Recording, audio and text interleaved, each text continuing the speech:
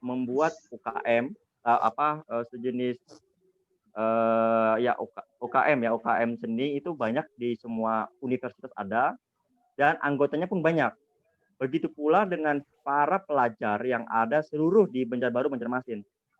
Kenapa saya bilang banyak di siswa dan pelajar? Karena saya termasuk guru, termasuk MGMP juga. Jadi saat perkumpulan MGMP Seni Budaya itu ada pelaporan tentang jumlah siswa, peminatan siswa setiap ekskul. Dan itu banyak, termasuk dari Banjarmasin juga banyak. Nah, diketahui karena sudah banyak peminat dari seni-seni yang ada di Kalsel, termasuk Banjarbaru, Banjarmasin, itu kita ada beberapa kendala, Bapak sekalian, karena semakin bertambahnya peminat kita dari seni itu, tapi kita ini punya kendala yaitu ruang. Karena ruang di sini kita sangat kecil, ruang kita cuma taman budaya. Sedangkan peminat itu kalau kita hitung-hitung dikumpulkan di satu wadah itu nggak cukup untuk di taman budaya doang. Taman budaya itu masih kecil, Pak, dan itu untuk pengurusan kami untuk latihan-latihan di sana itu terkadang sangat sulit karena pertama banyaknya juga yang ngantri untuk berlatih di sana dan tempatnya juga kurang memadai, kurang lengkap fasilitasnya. Jadi kami berharap itu dari para seniman yang ada, yang saya sempat diskusikan dengan orang-orang taman budaya itu, mereka itu pengen ada wadah seperti yang dilakukan oleh Kota Jogja, khususnya seperti Jalan Malioboro. Apakah ke depannya Kalimantan Selatan ini bisa bersaing dengan tempat seni Indonesia yaitu Jogja, bisa bersaing gitu, Pak, untuk wadah kita belajar berseni musik modern maupun tradisional. Itu saja yang saya sampaikan. Terima kasih tanggapannya dari Bapak DPR dan Bapak Denny. Ya, sekian. Terima kasih Bang Rahmat, itu yang saya sampaikan aspirasi saya dulu. Nanti mungkin saya akan bertanya lagi jika memang saya kurang paham dan kurang serak. Terima kasih Pak Rahmat. Oke, baik. Terima kasih Mas Terry.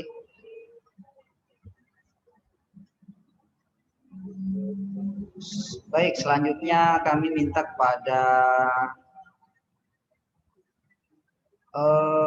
siapa yang ada di sini nih? Mas Reki, siap ya? Kedengaran suara saya, Mas Reki? Siap, kedengaran, Pak. Oke, baik. Ini milenial kita juga. Beliau ini adalah pengamat peternakan, karena S1, S2-nya sangat konsen di bidang peternakan. Barangkali ada yang mau disampaikan terkait dengan situasi peternakan dan sekitar itu. Waktu dan tempat kepada Mas Reki, dipersilakan. Terima kasih. Kedengaran, Pak ya? Siap, bagus. Jernih. Bismillahirrahmanirrahim. Assalamualaikum warahmatullahi wabarakatuh. Waalaikumsalam. Yang terhormat Bapak Haji Muhammad Lutfi Saifuddin selaku Ketua Komisi 4 Bidang Kesejahteraan Masyarakat DPRD Kalsel. Yang terhormat Bapak Prof. Denny Indrayana selaku calon Gubernur Kalsel 2021-2024, serta yang saya banggakan dan saya hormati Bapak Ibu hadirin kegiatan sidang milenial pada hari ini. Alhamdulillah Rabbil Alamin, di sore yang berbahagia ini kita dapat berkumpul walaupun hanya sebatas virtual, tapi harapannya tidak mengurangi esensi dari silaturahmi dan juga kegiatan pada hari ini. Sebelum saya menyampaikan sedikit aspirasi, saya pribadi turut berduka ya atas kejadian musibah yang melanda Kota Baru ya, khususnya yang kemarin kebakaran dan juga yang sedang dilanda banjir di daerah hulu sungai. Semoga masyarakat di sana, teman-teman di sana, keluarga di sana diberikan kesabaran, ketabahan, dan keselamatan. Dan semoga semua musibah di Banu kita ini cepat diangkat dan dihilangkan bala bencananya. Amin amin ya rabbal alamin. Yang pertama yang ingin saya sampaikan adalah tentang perunggasan. Kita tahu sendiri bahwasanya Kalimantan Selatan itu memiliki plasma nutfah asli Kalsel, yaitu Itik Alabio. Sebenarnya Itik Alabio sudah diakui secara surat keputusan Kementerian Pertanian nomor 2921 KPTS garis miring OT garis miring 140 garis miring 6 tahun 2011 yang berbunyi itik alebio merupakan salah satu plasma nutfah di Kalsel. Kemudian juga ada surat edaran lagi dari Kementerian Pertanian nomor 2254 garis miring SR garis miring F garis miring 07 2013 tentang pelestarian itik alebio. Nah, permasalahannya adalah sangat memprihatinkan sebenarnya ketika kita dianugerahi kekayaan alam berupa ternak itik alebio yang genetik murninya udah mulai hilang, udah mulai banyak persilangan. Sebenarnya ini bukan tanpa alasan, sebenarnya ini lebih kepada marginal yang lebih tinggi dan juga nilai ekonomi sebenarnya. Nah, kemarin pada September 2020 kita dari akademisi juga memberikan edukasi kepada peternak yang ada di Alebio dan dari banyak populasi di sana itu sangat susah untuk mencari itik yang genetiknya murni. Artinya itu sudah tercampur oleh banyak sekali genetik-genetik lain seperti itik raja, itik Peking, Mojosari dan lain sebagainya. Nah, konkretnya bagaimana sih kita melestarikan kekayaan kita ini? Bagaimana sih kita melestarikan plasma nutfah kita ini gitu. Artinya ini salah satu brand yang bisa dijual dari Kalsel. Memang Kalsel kaya akan tambangnya, memang Kalsel kaya akan wisata, kaya akan hutan, kaya akan kiramnya dan sebagainya. Tapi bagaimana sih kita ingin mengeksiskan lagi ternak khas Kalsel ini gitu. Sebenarnya ini bukan hal yang mudah, tapi akan terasa mudah kalau kita bahu-membahu untuk menyukseskan kegiatan ini. Siapa yang berani menjamin ketika 10-20 tahun ke depan itik alebio masih eksis dengan genetik murninya? Nah, sekarang harapan saya bagaimana cara kita untuk bahu-membahu saling rangkul untuk melestarikan ini, tentu dengan kerjasama dari peternak, milenial, akademisi, dan juga stakeholder pemangku kebijakan. Itu yang paling urgent sebenarnya dari peternakan Kalsel ya, karena harapan saya juga itik alebio itu bukan hanya sebuah cerita yang nanti akan punah gitu loh. Makanya di sini saya ingin menyampaikan, ayolah ibaratnya ya kepada Pak Lutfi dan juga Bang Denny, ayo kita lestarikan ini semua. Tentu bukan hanya dengan kita sendiri di sini, tapi kita rangkul semua kalangan yang memang beraktivitas di bidang peternakan. Kemudian yang kedua, fluktuasi harga komoditas ayam potong. Nah, sekarang ini harga ayam potong itu sebenarnya lebih cenderung menguntungkan perusahaan-perusahaan besar yang memiliki modal besar gitu. Artinya sampai kapan eksistensi peternak kecil ketika ada kondisi seperti ini. Kemudian ada regulasi jumlah DOC yang perlu terhadap perusahaan besar, ada monopoli dagang. Sebenarnya this is a game, memang ini sebuah permainan, tapi bagaimana sih permainan ini supaya menguntungkan semua pihak, bukan hanya pihak-pihak yang memiliki modal besar, bukan hanya pihak-pihak yang memiliki relasi-relasi besar, tapi kita harus juga bagaimana eksistensi peternakan rakyat yang notabene adalah peternakan mandiri yang skalanya juga tidak terlalu besar gitu kan ya. Kemudian yang ketiga, regulasi pengaturan die-old chick atau anak ayam ini masih juga belum ada dari stakeholder terkait. Memang sebelumnya ada, cuma hanya sebatas himbauan tanpa ada dasar hukum yang kuat.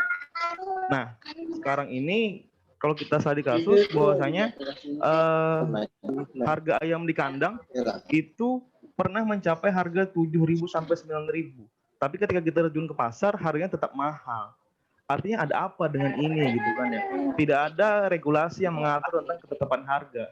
Harapan saya ke depan bagaimana caranya supaya harganya tetap stabil, harga di kandang dan harga di pasar, dan juga tidak menguntungkan oknum-oknum tertentu, tapi menguntungkan semua insan peternakan. Kemudian yang terakhir, yang ketiga yang urgent juga untuk dibahas adalah mengenai swasembada daging sapi. Sebenarnya kita Kalsel itu punya wacana pada tahun 2012 kemarin itu memiliki wacana swasembada daging sapi. Tapi nyatanya 8 tahun berlalu itu sampai sekarang belum ada belum ada tindak lanjutnya daripada wacana ini gitu loh. Dan saya juga masih bertanya-tanya kenapa secara nasional kita belum swasembada pangan khususnya protein hewani ya. Karena kalau kita lihat program kerja unggulan dari Kementerian Pertanian itu memang tidak ada yang namanya swasembada daging sapi. Jadi ini saya bingungnya apakah ini hanya sebatas wacana yang tidak direalisasikan atau bagaimana? Sebenarnya ada upaya dari Disbunak Kalsel ya untuk mencapai swasembada daging sapi ini dengan berbagai macam cara. Kemarin ada yang terakhir ada Upsubsiwap, upaya khusus sapi indukan wajib bunting. Namun kurang optimal juga gitu loh. Apalagi sekarang ini kita lagi dihantam yang namanya pandemi yang berpengaruh segala sektor. Nah, harapan saya bagaimana sih Kalsel gitu kan ya dengan kebutuhan 3.000 ekor per bulannya mampu untuk memenuhi kebutuhan masyarakatnya tanpa mengambil dari luar. Bahkan ada wacana dari Disbunak itu menjadikan Kalsel sebagai supplier sapi potong. Tapi apakah hanya sebatas wacana gitu? Karena saya sudah beberapa kali sih dengan Disbunak mengadakan diskusi seperti ini, tapi saya juga menghargai proses ya, tidak bisa secepat mungkin, tapi sampai kapan gitu loh prosesnya. Itu yang masih masih mengganjal di hati saya pribadi sih. Kemudian juga yang terakhir adalah di Dirjen PKH itu dari Peternakan dan Kesehatan Hewan itu memang ada wacana untuk swasembada pangan khususnya daging sapi secara nasional 2025. Artinya masih sangat jauh ketika kita bermimpi untuk menjadi swasembada atau pengendalian pangan hewani mandiri gitu loh.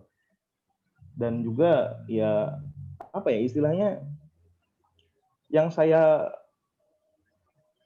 pertanyaan itu apakah memang tidak jadi prioritas ketika kita mampu berwacana tapi tidak mampu untuk merealisasikannya gitu loh. Harapan saya juga nantinya apa yang saya sampaikan ini juga menjadi perhatian gitu loh.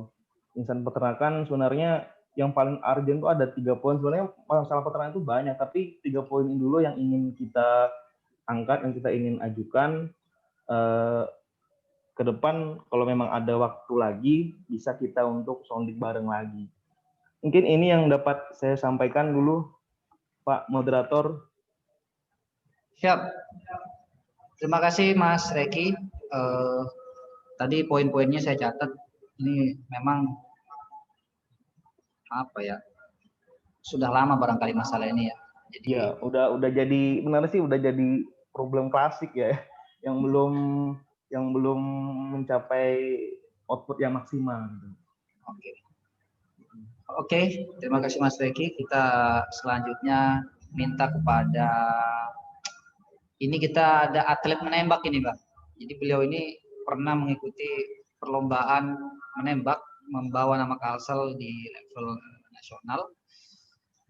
Kita persilakan saja kepada Deos untuk menyampaikan apa yang mau disampaikan. Terima kasih Bang Kamarudin telah mempersilahkan saya untuk berhadir di forum ini juga, dan terima kasih untuk Bapak Muhammad Lutfi Saifuddin dan juga Profesor dengan saya. Perkenalkan, nama saya Deos Lutfi Saifuddin. Saya adalah atlet Kalimantan Selatan. Saya berkecimpung di ini kurang lebih 10 tahun. Banyak mungkin apa sih atlet menembak itu. Nah, menembak ini kita berikan, kita bisa menembak target ataupun sasaran. Nah, sasaran itu berupa seperti orang atau binatang. Jadi menggunakan visual maupun jalan panjang. Saya juga di menembak tahun sudah melakukan di provinsi maupun di nasional itu sudah medali emas, perak maupun perunggu. Nah, di sini saya mau menyampaikan untuk terutama masih dalam sosialisasi kurang jelas ini, Dek. Halo. Ya. Kalau terhadap yang saya tahu olahraga menembak ini adalah cabang olahraga unggulan dari Kalimantan Selatan. Nah, dan juga halo. Ya.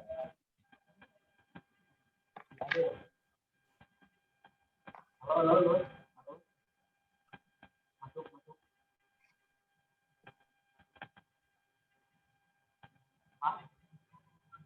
Alamat masuk, Bang. Sekarang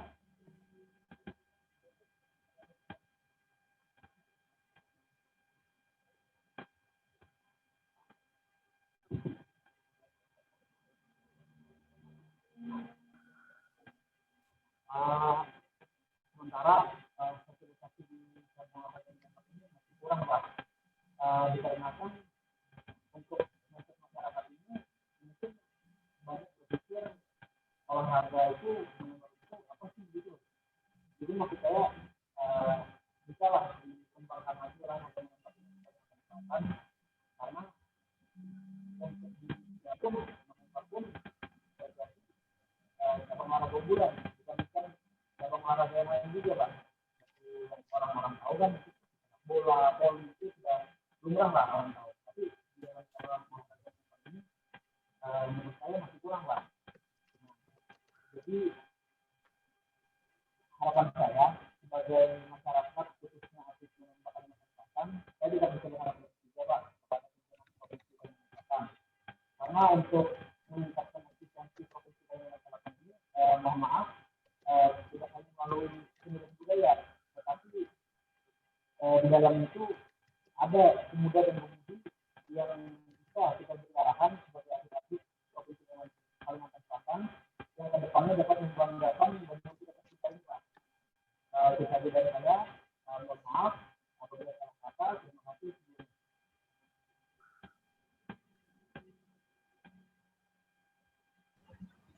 Baik, terima kasih Deos. Tadi nampaknya suaranya kurang jelas, tapi saya samar-samar menangkap bahwa pemerintah Kalsel ini harus lebih peduli terhadap atlet, ya. Kemudian juga kepedulian itu diwujudkan dalam bentuk fasilitas dan lain sebagainya. Saya sekarang mau ke kawan saya nih, ada di Kota Baru, ini senior saya ini, Mas Hamsuri, bisa didengar ya? Kebetulan baru terjadi musibah kebakaran juga di sana, mudah-mudahan masyarakat bisa cepat pulih kondisinya. Mas Hamsuri bisa dengar saya? Gimana GMI Kota Baru? Silakan.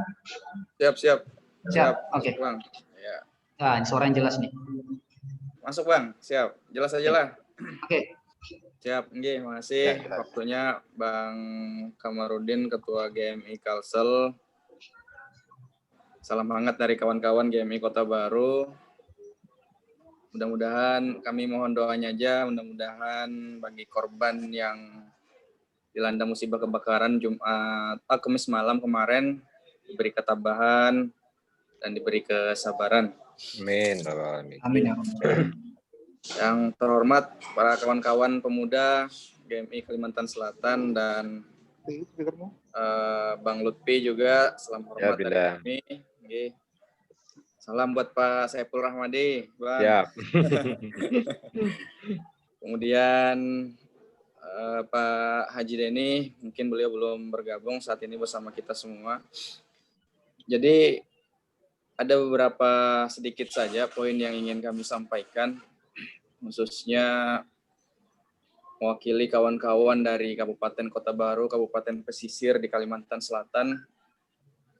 Emang pada intinya kurang lebih apa yang disampaikan oleh kawan-kawan kita yang dulu tadi menyampaikan pendapatnya, bahwasanya pada umumnya memang kalangan pemuda hari ini kita melihat masih minim perhatian dari pemerintah. Baik itu pemuda organisasinya, kemudian para atlet tadi kita juga mendengar kawan kita atlet, kemudian kawan kita dari kesenian. Jadi memang diperlukan siapapun nantinya, mudah-mudahan niat kita sama-sama memenangkan Pak Haji Denny, mudah-mudahan beliau bisa memberikan kontribusi, khususnya kalau bisa terbitkanlah sama-sama dengan Pak Lutfi perda-perda yang pro terhadap pemuda. Jadi baik itu pemuda yang ada di Kalimantan Selatan sendiri ataupun pemuda Kalimantan Selatan yang berada di luar Kalimantan Selatan, entah itu mahasiswa yang lagi kuliah di Jawa. Jadi lebih diperhatikan kalau bisa ada perda tentang kepemudaan. Kemudian pemerintah nantinya diharapkan sama-sama dengan DPR itu monitoring tentang anggaran. Perlu kalau bisa DPR berani mengeluarkan anggaran sekian persen untuk pemberdayaan pemuda di Kalimantan Selatan, seperti itu. Jadi harus ada keberanian baik itu di DPR, di legislatif atau di eksekutif, harus sama-sama nantinya komitmen supaya ada anggaran khusus terhadap pemberdayaan partisipasi pemudanya gitu di Kalimantan Selatan ini. Jadi mungkin itu yang kami rasakan kurangnya perhatian pemerintah terhadap pemuda di daerah kita ini. Sehingga para pemuda mungkin agak lamban ataupun merasa minder mengembangkan bakat-bakat dan minatnya karena kurangnya perhatian itu tadi. Barangkali kawan-kawan lainnya nanti bisa menambahkan, mungkin unek-uneknya kurang lebih seperti kami. Terima kasih, mungkin itu saja. Terima kasih atas perhatiannya. Mohon maaf atas segala kekurangan. Assalamualaikum warahmatullahi wabarakatuh. Waalaikumsalam.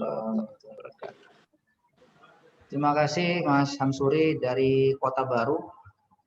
Baik, dari Kota Baru kita meluncur ke Kabupaten Balangan. Ini ada aktivis muda dari Kota Balangan yang sudah bergabung dengan kita, yang ikut sidang. Muhammad Rizky Abi, kepada beliau waktu dan tempat dipersilakan. Kedengaran lah suara ulun. Jelas. Clear. Ya, alhamdulillah. Assalamualaikum warahmatullahi wabarakatuh. Balangan. Sebelumnya perkenalkan, nama ulun Muhammad Rizky Abi. Ulun mahasiswa di Universitas Islam Negeri Antasari Banjarmasin, mengambil program studi ilmu Al-Quran dan Tafsir. Saat ini alhamdulillah ulun sudah menempuh semester 5. Sebelumnya perkenalkan, saya mewakili teman-teman dari Gerakan Milenial Indonesia Kabupaten Balangan yang semuanya menitip salam kepada Bapak Lutfi Saifuddin. Waalaikumsalam warahmatullahi wabarakatuh. Dan Kanda Rahmat yang kita banggakan, dan seluruh rekanan GMI se-Kalimantan Selatan yang insya Allah dirahmati oleh Allah Subhanahu wa Ta'ala. Hari ini saya ingin menyampaikan beberapa hal. Sebenarnya saya ingin menyampaikan ke Pak Denny juga ya, tapi kebetulan Pak Denny-nya belum join. Jadi karena ada anggota dewan. Saya sudah join Muhammad Rizky. Oh iya Pak, Masya Allah. Beliau mendengar ya. Assalamualaikum Profesor. Waalaikumsalam Pak Gubernur. Assalamualaikum Pak Gubernur. Mohon maaf Pak Gubernur. Amin. Lanjut. Lanjut Pak ya. Iya. Di sini ada beberapa pemaparan yang ingin saya sampaikan terkait permasalahan yang ada di Kabupaten Balangan. Kabupaten Balangan sendiri berdiri sudah 17 tahun, Pak. Berdiri 17 tahun dan diisi oleh orang-orang hebat. Sampai saat ini Kabupaten Balangan memiliki penduduk sekitar 114.009 penduduk, Pak. Dengan rata-rata laki-laki 57.290 dan perempuan 56.719 penduduk.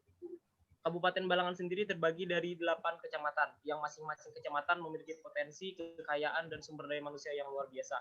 Akan tetapi karena tidak maksimalnya daripada pemerintah setempat, dan itu pun pasti harus melalui pemerintah kabupaten kota dan langsung naik ke pemerintah provinsi. Hal ini yang jadi sorotan saya pertama adalah supremasi hukum. mungkin Bapak sendiri sebagai salah satu guru besar hukum di Kalimantan Selatan menyadari betapa lemahnya supremasi hukum kita di Kalimantan Selatan. Harapannya dengan nanti Bapak-Bapak sekalian, Bapak DPR maupun Pak Gubernur yang baru kita, Profesor Denny Indrayana terpilih pada 9 Desember nanti, bisa menguatkan kembali supremasi hukum dan menegakkan kembali keadilan di masyarakat, Pak.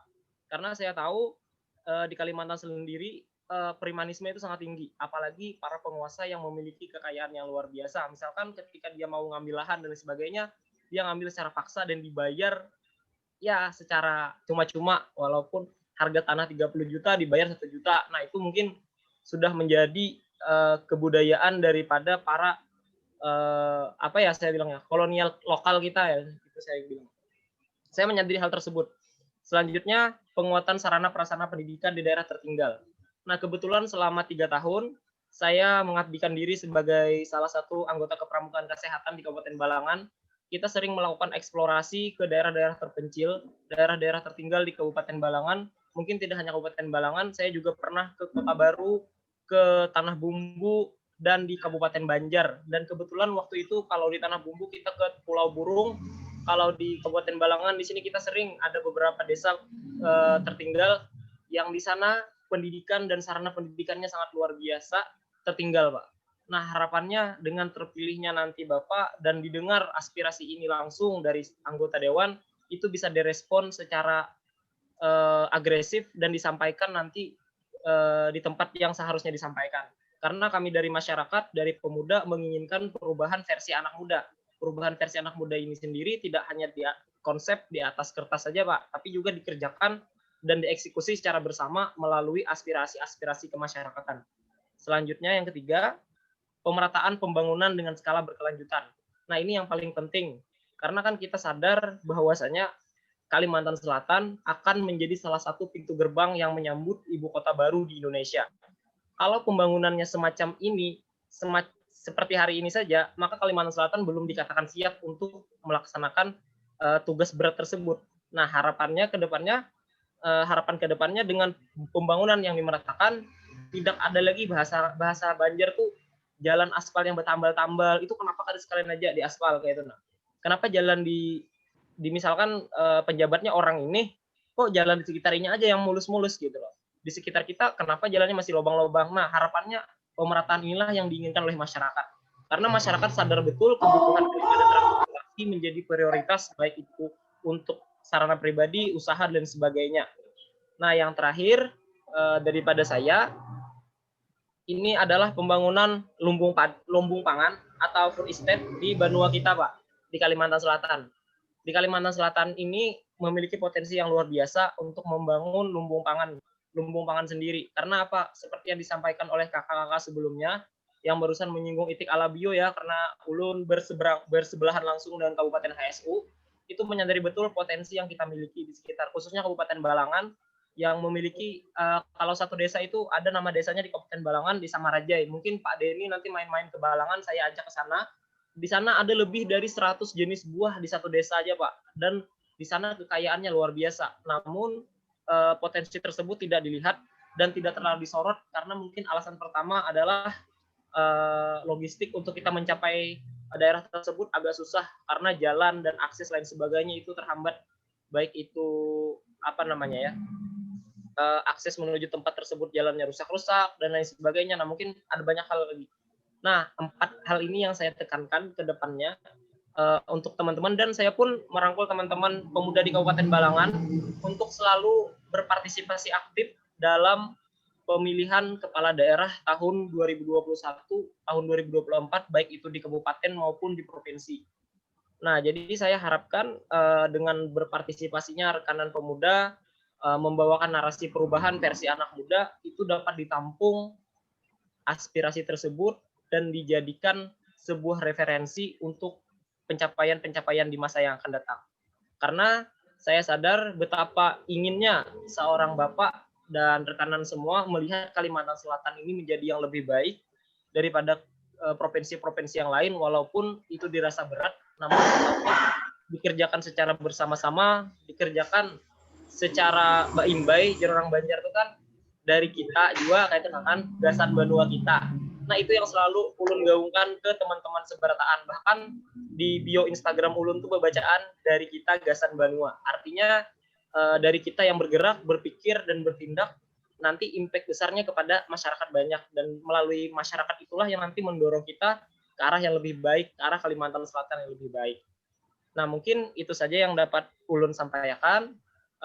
Ulun titip salam sagan Pak Gubernur, amin, insya Allah tahun 2021-2024, Profesor Denny Indrayana, dan Bapak DPR yang terhormat, mudah-mudahan kita bisa bertatap muka kembali, dan moderator yang luar biasa memberikan kesempatan, serta rekan-rekan aktivis GMI se-Kalimantan Selatan yang insya Allah diberkahi dan dirahmati oleh Allah Subhanahu wa Ta'ala. Dan Ulun pribadi turut berduka cita sekaligus mendoakan semoga Kota Baru cepat pulih, Kota Baru pasti kuat, dan Kota Baru pasti bisa bangkit dengan musibah yang ada hari ini. Karena sejatinya apa yang Allah tarik dan Allah berikan, insya Allah akan diganti dan diberikan kembali dengan yang lebih baik. Amin ya Allah. Amin. Itu saja daripada Ulun. Wabillahi taufiq wal hidayah, waridho wa inayah. Assalamualaikum warahmatullahi wabarakatuh. Waalaikumsalam warahmatullahi wabarakatuh. Saya tadi sempat kaget juga dengan kosakata Abi ini, kolonial lokal. Jadi rupanya banyak juga kolonial ini lokal ya. Makanya kita perlu pemimpin Bohir. Betul, Pak. Itu perlu kita berantas sama-sama, Pak. Ya kalau pemimpinnya mengerti hukum, aman aja nanti mudah-mudahan ya. Amin, Pak. Kita mengharapkan betul dengan kepemimpinan Pak Denny ini bisa merubah daripada tatanan Kalimantan Selatan, insya Allah ke arah yang lebih baik. Oke. Teman-teman sekalian, ini Prof Denny juga menyimak ya, Bang Lutfi juga menyimak. Yep. Nanti jadi satu persatu kita persilakan dulu, nanti di akhir kedua tokoh ini yang akan menanggapinya. Baik, tadi dari Balangan kita langsung terbang ke Banjarmasin. Ini ada aktivis pers ya, pers milenial. Saudara Alfi bisa dengar suara saya? Cek dulu. Ya bisa. Oke, saudara Alfi ini aktivis pers milenial yang ada di Banjarmasin. Kita persilakan untuk menyampaikan aspirasi dan kegelisahan barangkali ya. Silakan Mas Alfi, waktu dan tempat dipersilakan. Ya, bentar saya ngambil note dulu ya. Oh. Panjang nih kalau ada note nih. Catatan ketinggalan ya.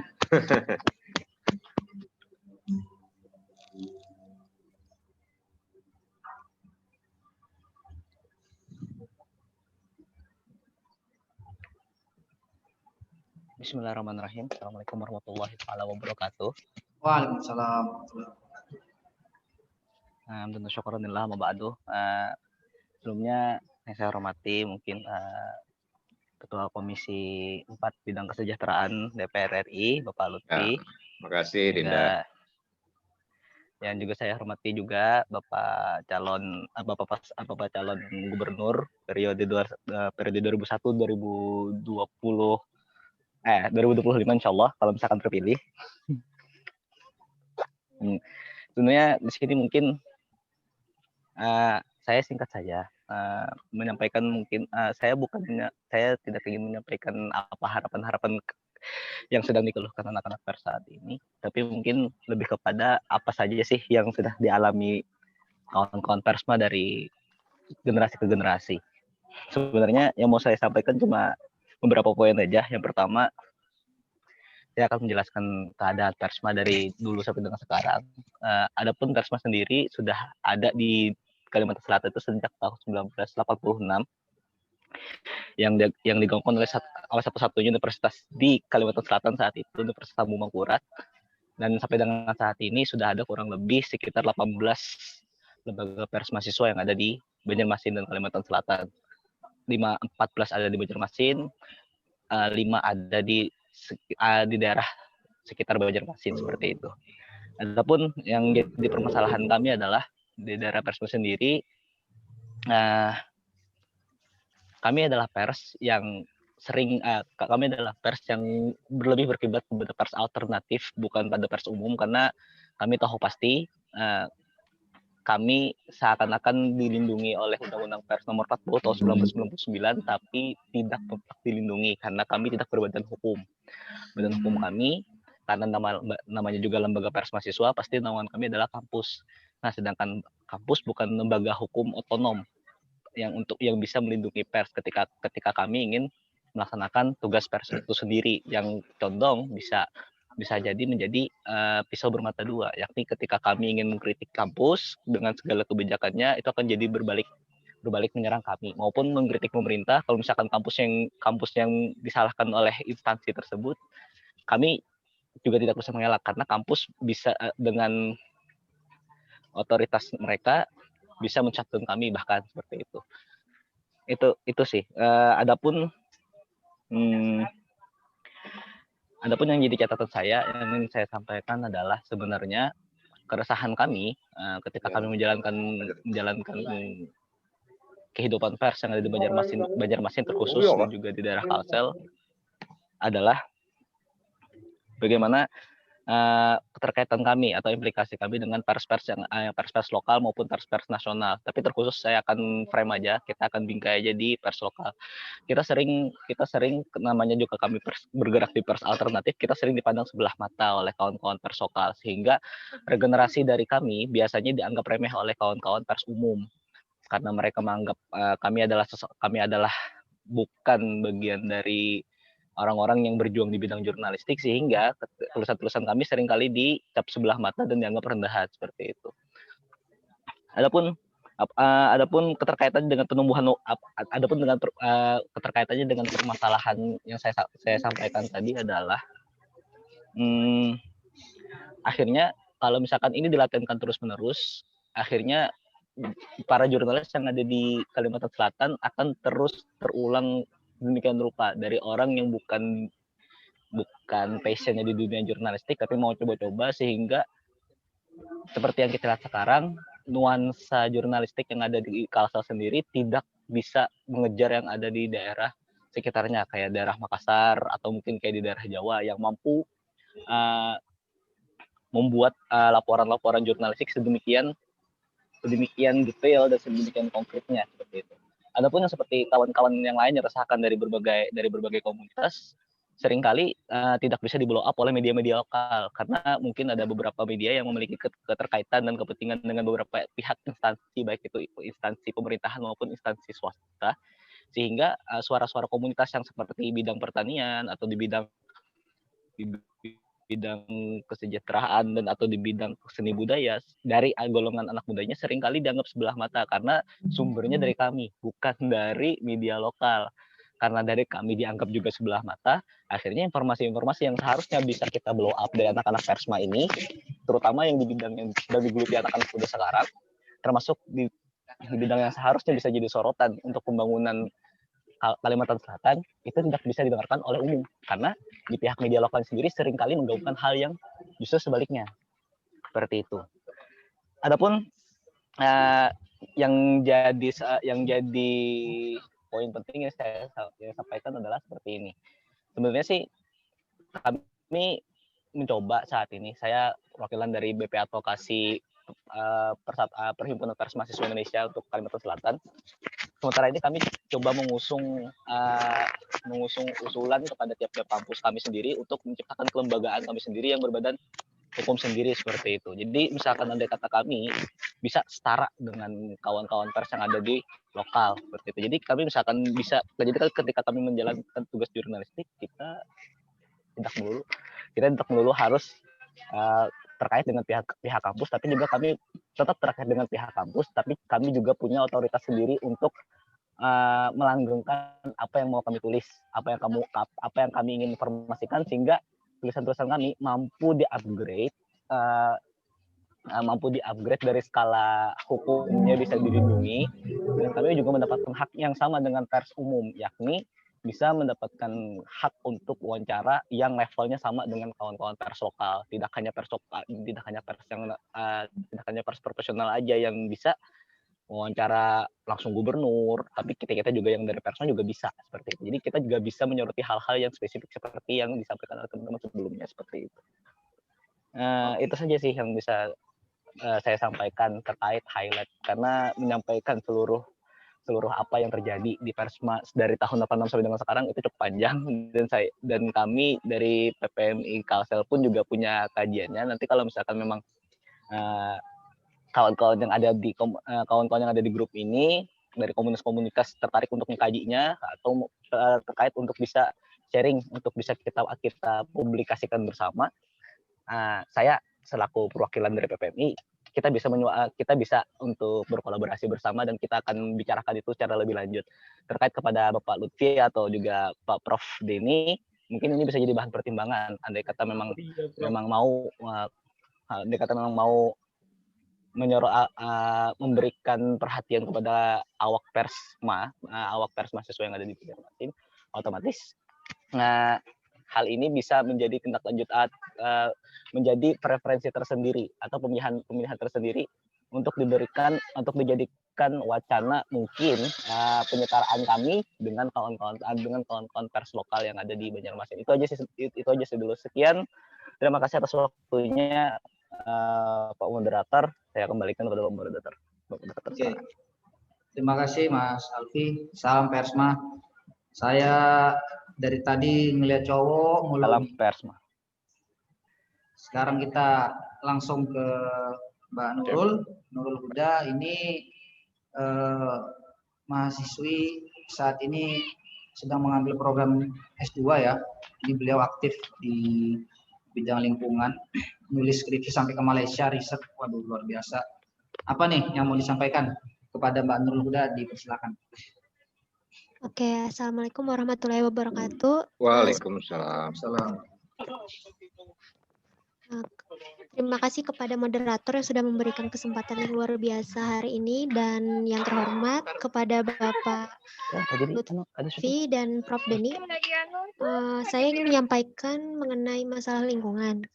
Jadi kalau misalkan kita berbicara tentang lingkungan, itu sepertinya tidak terlepas dengan permasalahan sampah yang memang benar-benar menjadi masalah yang serius bagi lingkungan.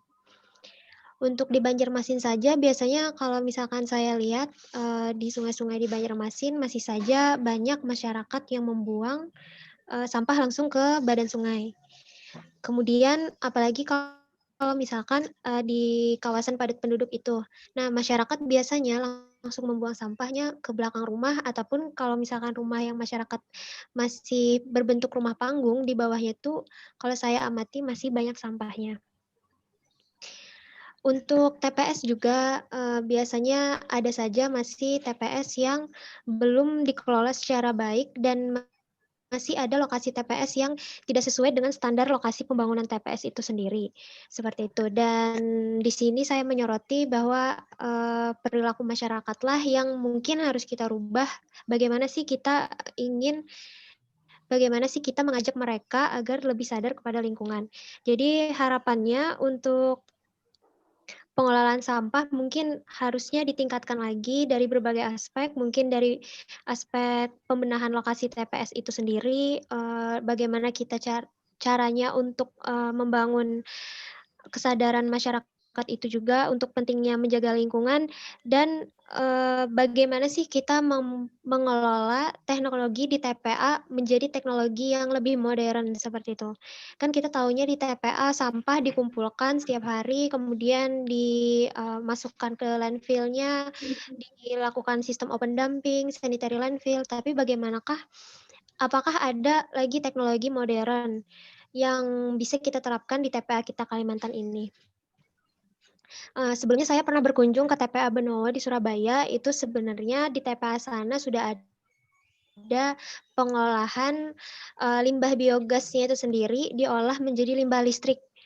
Apakah apabila Bapak insya Allah Pak Prof Denny terpilih, mungkin bisakah mengelola TPA tersebut agar lebih bermanfaat lagi sampahnya, seperti contohnya seperti di TPA Benowo yang di Surabaya itu. Atas perhatiannya, terima kasih saya ucapkan. Wassalamualaikum warahmatullahi wabarakatuh. Waalaikumsalam warahmatullahi. Terima kasih Mbak Nurul. Kita doakan Bang Denny bisa menjadi gubernur. Nanti Mbak Nurul siap-siap jadi konsultan untuk urusan sampah Kalsel ya. Amin ya rabbal alamin. Baik, kita langsung ke ini aktivis dari Barabai ini, Saidilah Ididil. Beliau sedang menggunakan peci hitam seperti Bung Karno. Wah, ini luar biasa. Sama kayak Bang Lutfi juga. Dari Ayo, mana Mas. tadi? Dari Barabai. Oh, Barabai. Ini GMI Barabai. Silakan Mas Didil. Ya, Waktu terima dan kasih tempat. Pak Moderator, Pak Siap. Ahmad ya. Siap. Wah, ini tadi sebenarnya banyak sih yang tadinya mau disampaikan, tapi semuanya rata-rata sudah terwakili.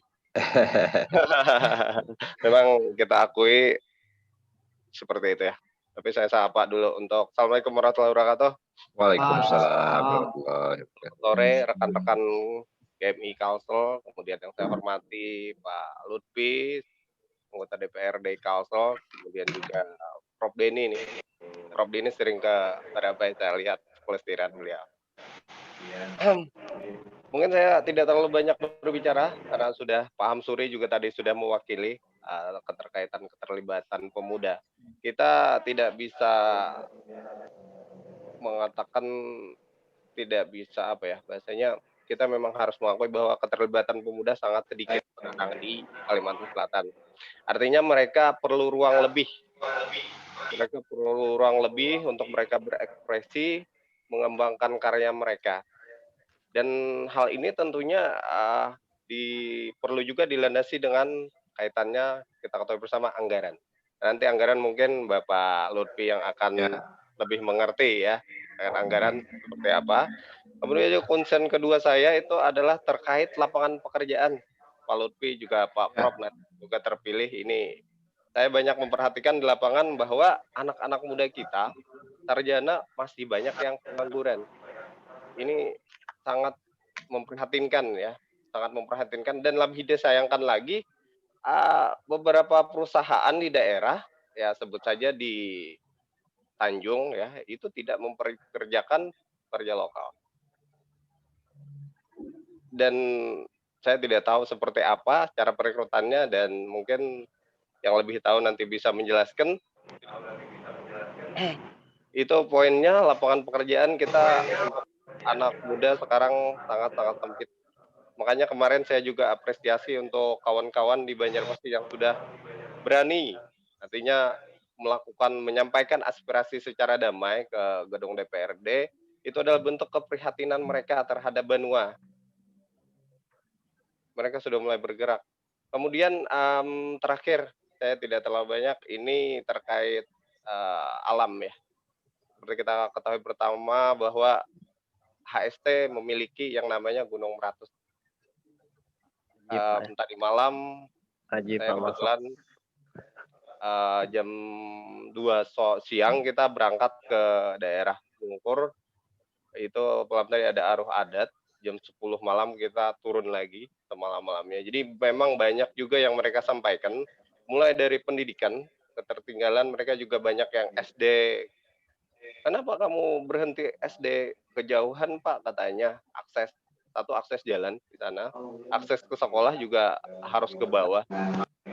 Seperti itu. Pak Denny nanti mungkin bisa memberikan solusi hal ini. Kemudian juga saya titip pesan kepada anak kita di sana bahwa jangan sampai Gunung Meratus ini dijual. Karena banyak juga rayuan-rayuan yang sudah masuk ke sana, jual aja tanahnya dan badan bas, seperti kita ketahui bersama.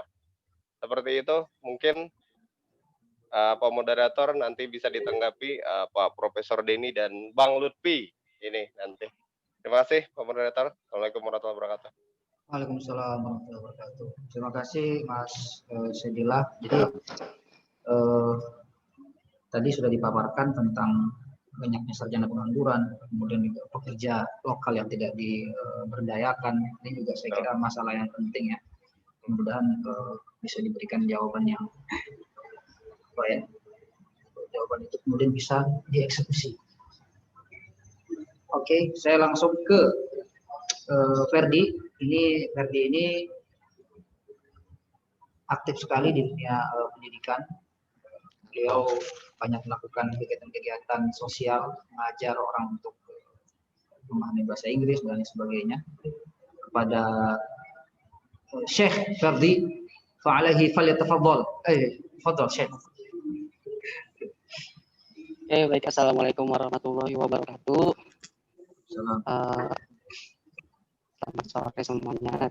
Terima kasih kepada Kak Rahmat sebagai moderator yang memberikan kesempatan buat Ulun menyampaikan gagasan gitu ya. Dan juga selamat sore buat Pak Lutfi dan Prof. Denny ya. Nah, jadi mungkin sini Ulun akan langsung ke poin ya, masalah pendidikan.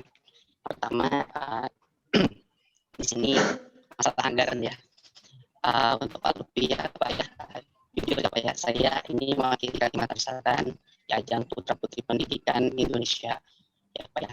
Dan ajang ini Kalimantan Selatan baru ikut jadi zaman yang ini tahun ini itu saya.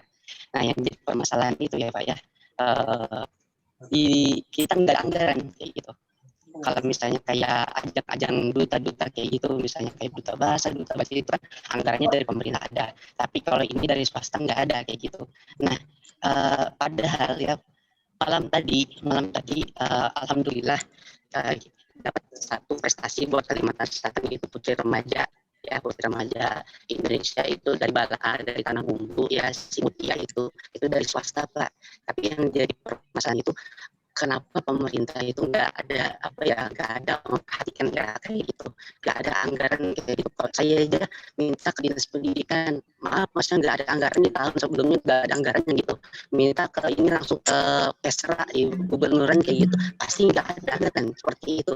Nah, saya pengen ya Pak ya, tolong nanti tolong nggak Pak, tapi bikin misalnya di dinas dispora itu misalnya anggaran belanja bantuan untuk peningkatan prestasi masyarakat. Jadi kan prestasi masyarakat itu banyak Pak kan. Nah, jangan misalnya lewat dana hibah kayak gitu kan. Saya ini kan kemarin tuh meminta ke Kesra di gubernuran, katanya ini dana hibah itu nggak bisa dikucurkan buat individu, tapi buat kayak yayasan itu, organisasi yang harus punya ADR segala macam. Kalau individu nggak ada kayak gitu. Jadi saya ini kayak jujur ya Pak ya, dari dalam diri saya sendiri gimana saya ini mau maju gimana, jujur aja ya Pak ya, saya ini bantuan pendanaan saya aja ikut ini berhutang sama tante saya, dan orang tua saya pun nggak tahu saya berhutang itu, tapi tahunya saya ikut. Tapi kalau berhutang nggak tahu, pasti nggak diizinkan. Tapi keinginan saya buat ini, soalnya saya ingin memajukan pendidikan di Kalimantan Selatan dengan visi misi saya dan program kerja yang saya ingin ungkapkan hari ini. Nah, yang pertama itu yang hari ini saya ungkapkan, tolong dong Pak, bantuan nih buat saya, pasangan saya Putri. Kemudian nih ada lagi ini Putra Putri Tari yang ajang-ajang pageant kayak gitu ya, pengen duta itu mewakili Kalimantan Selatan. Malam tadi kan sudah terbukti Mutia dapat juara favorit mewakili Kalimantan Selatan dari uang pribadi.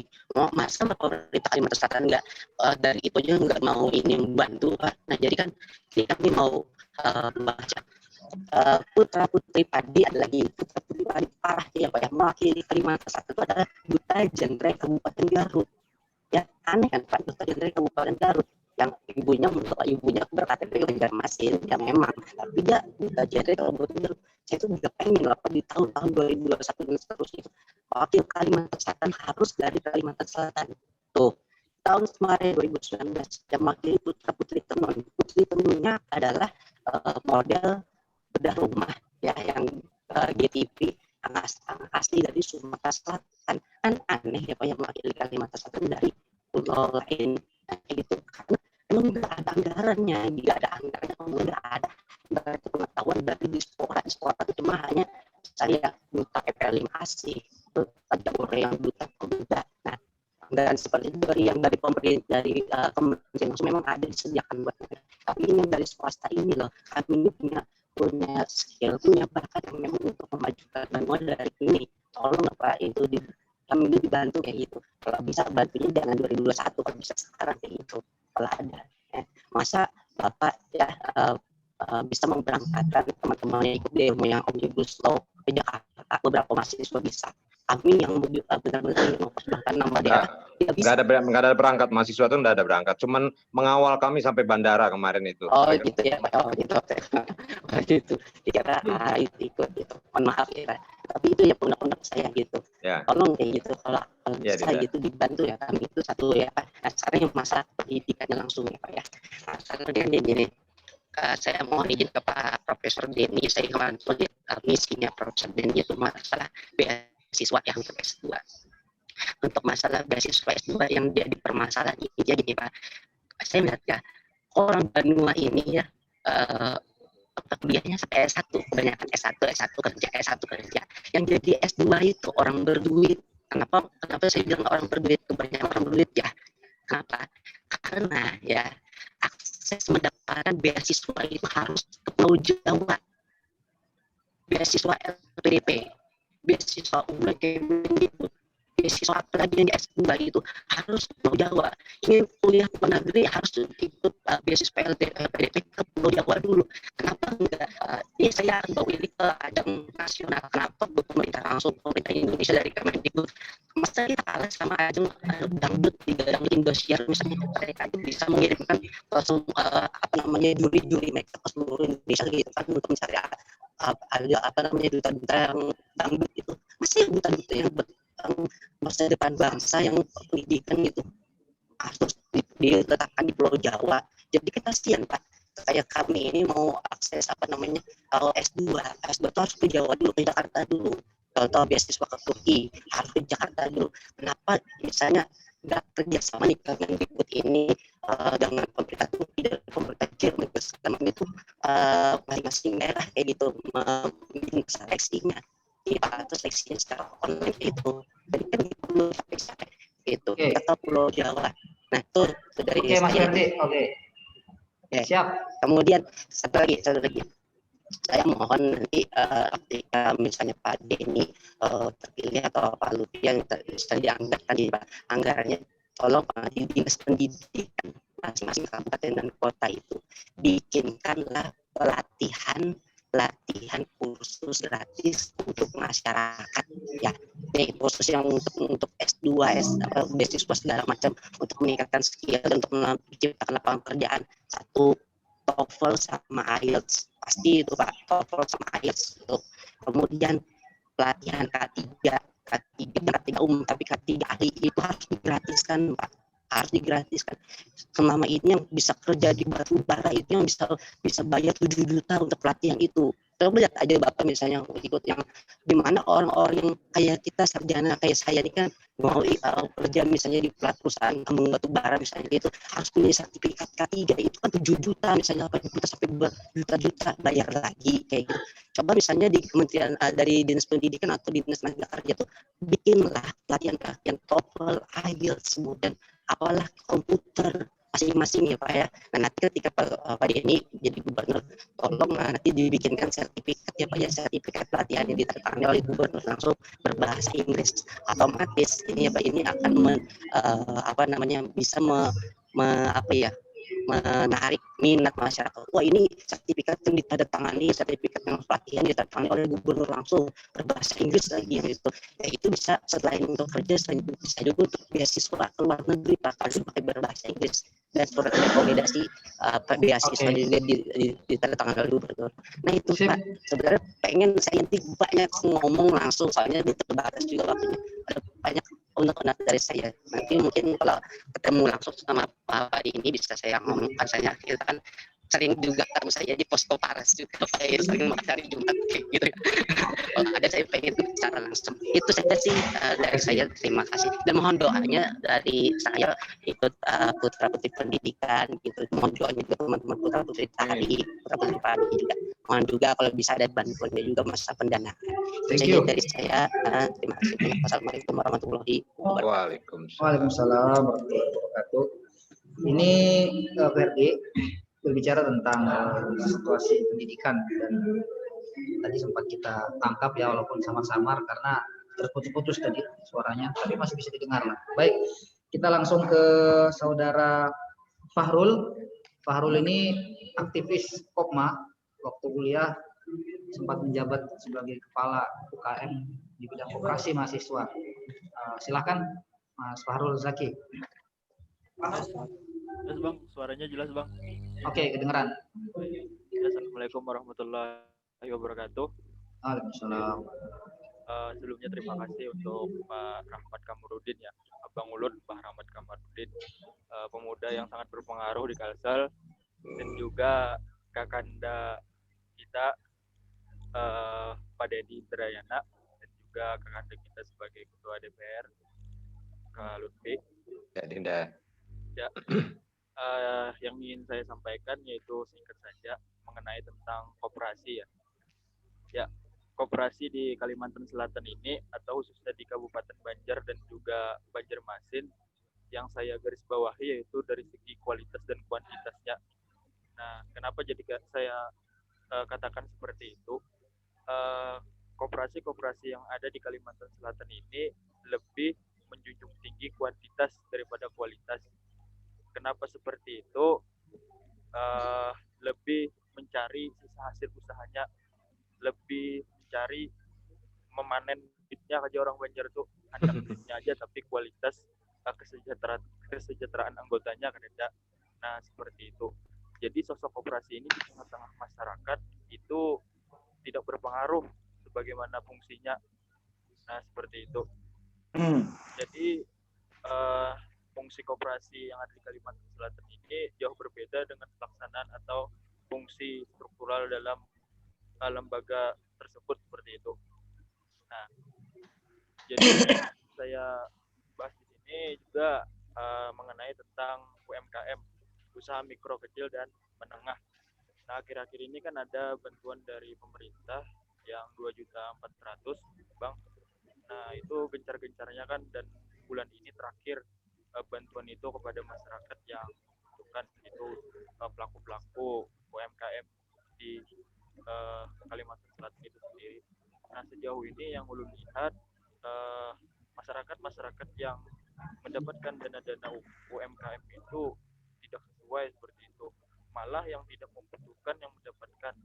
Dan juga ada oknum-oknum terkait, saya tidak sebutkan wilayahnya, tapi masuk di ruang lingkup Kabupaten Banjar, oknum-oknum terkait yang memanfaatkan dana bantuan ini sebagaimana apa jirong untuk kaum kolonial kajar ada jadi seperti itu. Nah, jadi bantuan 2.400.000 ini sampai ke masyarakat tidak sesuai. Nah, hilang.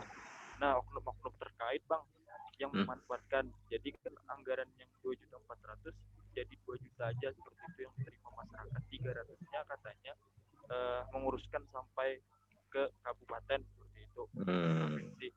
Nah, jadi itu yang saya miriskan, Bang. Malahan orang-orang yang menerima bantuan itu kaum kolonial itu saja gitu, Bang. Bukan orang-orang yang terdampak COVID seperti itu. Nah, jadi itu saja yang saya sampaikan, dan juga ulun mohon kepada gubernur kita Pak Denny, 4 calon lagi. Menurut saya Pak Denny ini memang sosok gubernur lah yang saya sudah lihat seperti itu. Mungkin bisa diawasi tentang bantuan-bantuan seperti itu, dan juga untuk UMKM, Bang. Itu UMKM kita khususnya di Kalimantan Selatan ini itu kurang inovasi dan juga kurangnya media digital, atau orang tuh era digital ini banyak masyarakat kita yang belum menguasai. Nah, seperti itu. Jadi memakai pemasaran yang terdahulu atau zaman dulu, Bang, misalkan penjualan tatap muka langsung, nah seperti itu. Nah, jadi itu saja yang saya sampaikan, mohon ditanggapi. Wassalamualaikum warahmatullahi wabarakatuh. Terima kasih Pak Zaki, aktivis koperasi dan UMKM milenial. Langsung ke saudara Andi Amril. Ini milenial sejati kalau yang ini. Mana Mas Andi Amril? Iya. Oke, gimana Mas? Iya. Assalamualaikum warahmatullahi wabarakatuh. Waalaikumsalam. Selamat sore teman-teman, selamat sore Prof, selamat sore Pak Lutfi yang saya cintai. Siap, Dinda. Makasih. Ya. Apa ya? Mau saya sampaikan ini semua rata-rata teman udah sampaikan semua sih. Hampir. Tapi saya lebih ingin kita fokus ke IPP. Ya, IPP. Pembangunan pemuda. Iya, yang biasa. Yang dulu juga kita pernah ini Pak, ketemuan dulu yang membahas ini. Masalah indeks pembangunan pemudanya untuk Kalimantan Selatan terutama. Di mana problematikanya adalah mulai dari wadah sebenarnya. Kalau saya sih lebih mendorong ke wadah di mana anak muda maupun yang masih di Kalimantan ataupun yang datang dari luar untuk kenapa harus membangun Kalimantan Selatan? Kenapa kita harus stay di Kalimantan Selatan? Kenapa kami yang pemuda Kalimantan Selatan harus balik lagi ke Kalimantan Selatan? Ya. Itu kan jadi pertanyaan yang bahasanya sudah umum, lumrah, tapi sampai sekarang tidak terjawab. Masalahnya kan rata-rata ya di sana. Sedangkan untuk berkolaborasi antara pemuda dan juga pemerintah, yang sangat diperlukan itu adalah wadah sebenarnya. Kalau kita ambil contoh, di dalam waktu dekat ini Jawa Barat, kita ambil contoh kasus kayak seperti Jawa Barat, untuk bisa menarik kembali anak mudanya, milenialsnya, Jawa Barat membuat program-program seperti yang tadi teman-teman ada bilang masalah literasi, tadi teman-teman ada yang ngebahas masalah kegiatan lingkungan. Lalu pemerintah sekarangnya membuat suatu program yaitu Patriot Desa. Di mana anak muda yang punya keinginan seperti itu, anak muda yang punya keinginan kayak tadi mana Bang Didil, kata Bang Didil, anak-anak yang di Meratus perlu dididik, perlu dibantu, fasilitas apa segala, dan anak muda itu punya tenaga, Bang. Anak muda itu punya tenaga, punya inovasi, tapi fasilitas untuk menggapai ke masyarakat itu masalah utamanya. Fasilitas untuk bisa menggapai ke masyarakat. Di mana ujung-ujungnya mereka menggunakan kayak tadi Bang siapa tadi bilang, ujung-ujungnya menggunakan modal sendiri. Dan setelah pun menggunakan modal sendiri, apresiasi itu tidak ada. Betul Bang ya? Apresiasi itu tidak ada. Pada akhirnya apa?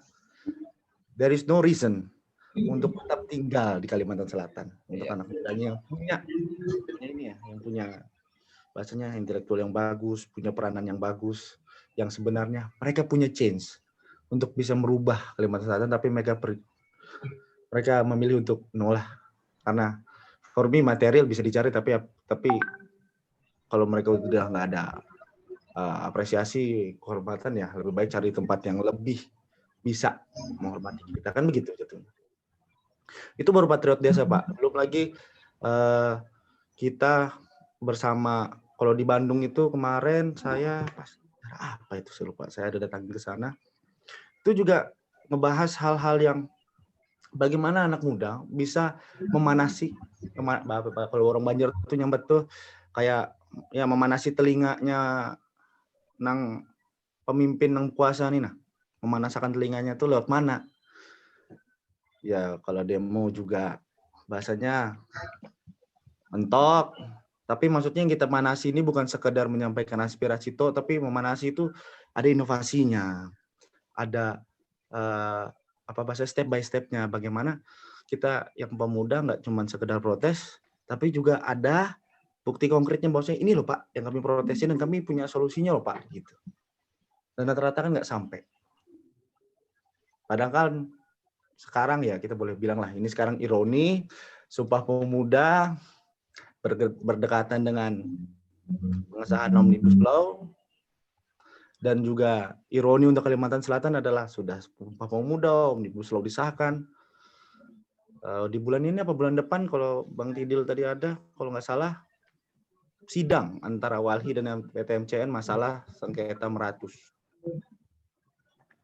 Ini menjadi ironi sebenarnya untuk anak muda ketika kita ribut dengan isu nasional, kita sampai melupakan isu daerah yang saya nggak habis pikirnya adalah jika ini berlanjut, mungkin saya ya akan sesak napas saya tinggal di Kalimantan Selatan. Padahal hutannya luas. Iya, iya. Siap. Gitu. Kira-kira itu sih Pak yang saya minta. Mungkin harus adanya kolaborasi Pak antara pemuda dan juga pemerintah, tidak sekedar cuman datang kumpul musyawarah nanyain, enggak, tapi kita anak muda nggak bisa yang leleh, kita minta yang konkret, kita minta yang action. Ya tadi saya bilang kayak Patriot, Desa Innovation Summit, di mana semua anak muda yang punya ide dan pemerintah bisa menyediakan, maka akan dilombakan, akan difasilitasi atau memberikan apa bahasanya kayak kelas pemuda untuk kepemimpinan dan pemerintahan, sehingga kita nggak buta, yang anak mudanya nggak sekedar protes, Pak kenapa nggak ada anggarannya, padahal larinya ke sini, Pak kenapa nggak idenya. Artinya ada kayak future leader gitu lah Pak, ada kelas-kelas, ada yang memang memberikan pemahaman kepada anak muda lebih dalam sehingga bisa kritisnya tuh kena gitu loh. Jadi nggak dipandang sebelah mata sama yang menjadi wakil kita, yang jadi pimpinan daerah kita gitu Pak, kira-kira. Thank you Mas Andi. Oke. Ya, mantap. Oke, sebelum ditanggapi ini ada satu lagi terakhir dari saudara Bima. Silakan Mas Bima. Ini budayawan Kalsel muda nih.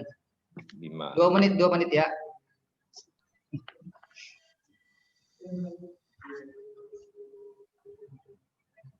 Assalamualaikum warahmatullahi wabarakatuh. Waalaikumsalam. Ya, terima kasih moderator yang telah mengizinkan saya untuk bicara, dan yang saya hormati Bapak Lutfi Saifuddin, Bang Lutfi, dan Prof. Denny Indrayana. Karena Mas Rahmat mengizinkan saya untuk berbicara tentang kebudayaan, jadi ada beberapa hal yang ingin saya sampaikan. Kebudayaan kita di Kalimantan Selatan ini lumayan banyak. Bahkan di tiap-tiap kabupaten kita punya cirinya masing-masing gitu. Cuman sampai sekarang ini saya belum melihat keseriusan pemerintah dalam mengelola kebudayaan lokal. Pada akhirnya karena tidak adanya perhatian atau kurangnya perhatian pemerintah terhadap kebudayaan lokal, banyak kebudayaan-kebudayaan kita yang akhirnya dicuri ya bahasanya, atau berebut gitu. Contoh misalnya ada permainan-permainan tradisional kita, misalnya balogo, batarik upih, dan lain sebagainya, itu kemarin hampir saja diakui oleh Malaysia. Kalimantan lain gitu. Ya. Terus lagi banyak hal, misalnya kita punya seni tutur Banjar, diantaranya Madihin, Balam, Badundam, dan lain sebagainya, Besyair, yang saat ini sangat jarang untuk kita lihat, misalnya bahkan Balamut kan tinggal beberapa orang tokoh saja gitu. Kalau Madihin alhamdulillah sekarang ini sudah semakin meningkat gitu ya. Kemudian lagi banyak hal yang saya rasa ini perlu diperhatikan. Misalnya saja bantulah ya para pemuda atau para budayawan untuk mematenkan kesenian-kesenian kita agar tidak dicuri orang lain gitu. Misalnya lagi benar tadi apa yang dikatakan Terry, bahwa kita sangat kekurangan titik atau tempat pertemuan untuk para seniman.